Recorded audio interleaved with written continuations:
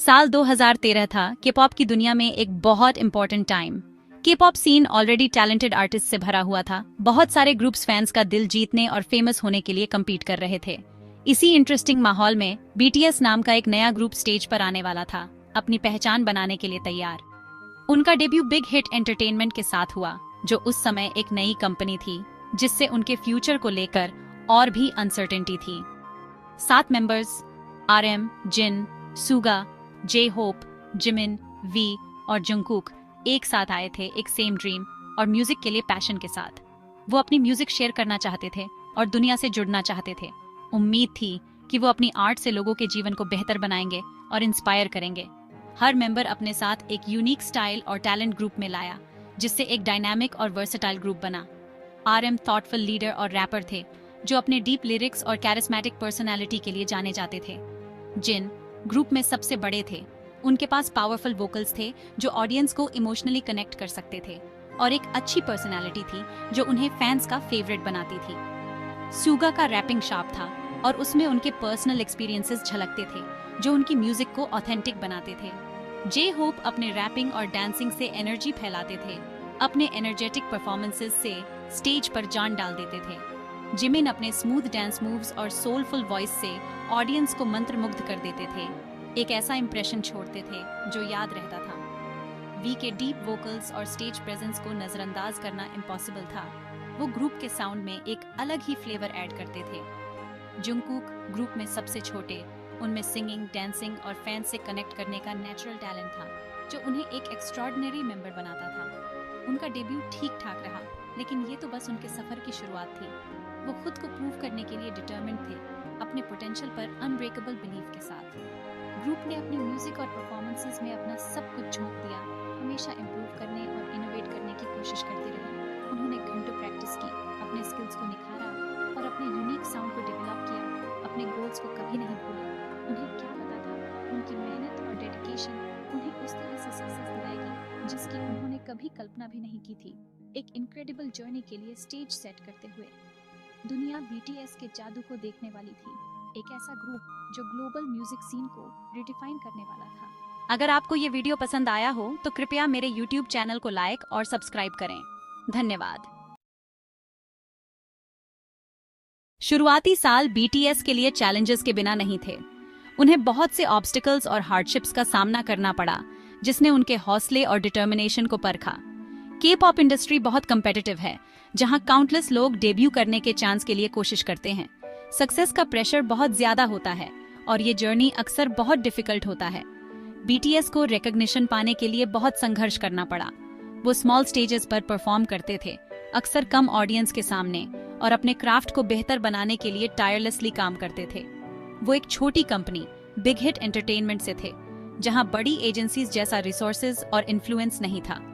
बहुत से लोगों ने उनके पोटेंशियल पर डाउट किया और उनकी सक्सेस पर सवाल उठाए, लेकिन मेंबर्स ने अपने ड्रीम्स को कभी नहीं छोड़ा। उन्होंने हर मुश्किल घड़ी में एक दूसरे का साथ दिया, एक ऐसा बॉन्ड बनाया जो उनकी सक्सेस का फाउंडेशन बना। उन्होंने अपने स्ट्रगल्स को अपनी म्यूजिक में डाला। उन्होंने अपने लिरिक्स में सोसाइटल प्रेशर्स, पर्सनल हार्डशिप्स और यूथ के चैलेंजेस के बारे में बताया। उन्होंने यूथ, मेंटल हेल्थ और सेल्फ एक्सेप्टेंस जैसे थीम्स एक्सप्लोर किए, जो उनके ऑडियंस के साथ डीपली कनेक्ट हुए। उनके लिरिक्स दुनिया भर के यंग पीपल के साथ रेजोनेट हुए, जिन्होंने उनकी म्यूजिक में सॉलेस और स्ट्रेंथ पाई। फैंस उनकी ऑनेस्टी और वल्नरेबिलिटी की तरफ अट्रैक्ट हुए।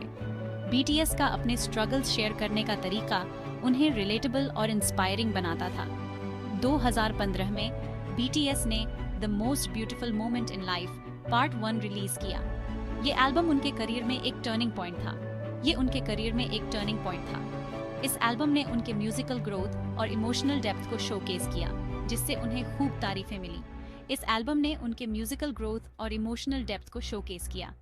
ये उनकी कड़ी मेहनत और डेडिकेशन का नतीजा था। Title track I need you उनका पहला म्यूजिक शो विन बना। ये विक्ट्री ग्रुप के लिए बहुत बड़ी अचीवमेंट थी। इसने के-पॉप इंडस्ट्री में राइजिंग स्टार्स के रूप में उनकी जगह पक्की कर दी। उनकी परसिवियरेंस फाइनली रंग लाई थी।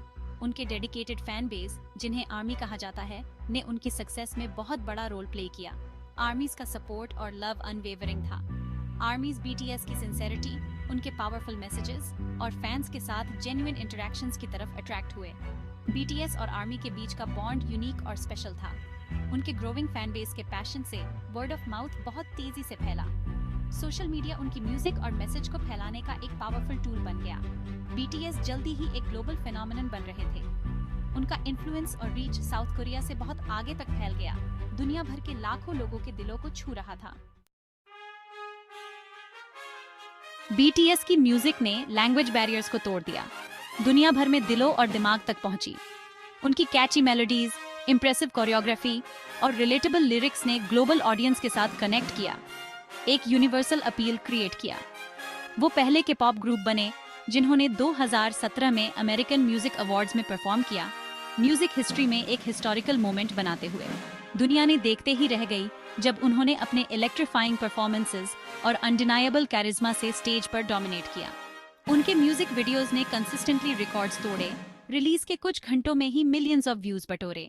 डीएनए यूट्यूब पर 1 बिलियन व्यूज तक पहुंचने वाला फास्टेस्ट के पॉप म्यूजिक वीडियो बना, जो उनकी वाइड स्प्रेड पॉपुलैरिटी का सबूत था। हाल्सी के साथ उनका कोलैबोरेशन बॉय विथ लव में उनके इंटरनेशनल सक्सेस को और मजबूत किया, उनकी वर्सेटिलिटी और ग्लोबल रीच को शोकेस किया। बीटीएस डिफरेंट जॉनर्स के साथ एक्सपेरिमेंट करने से नहीं डरते थे। उन्होंने के पॉप की बाउंड्रीज को पुश किया।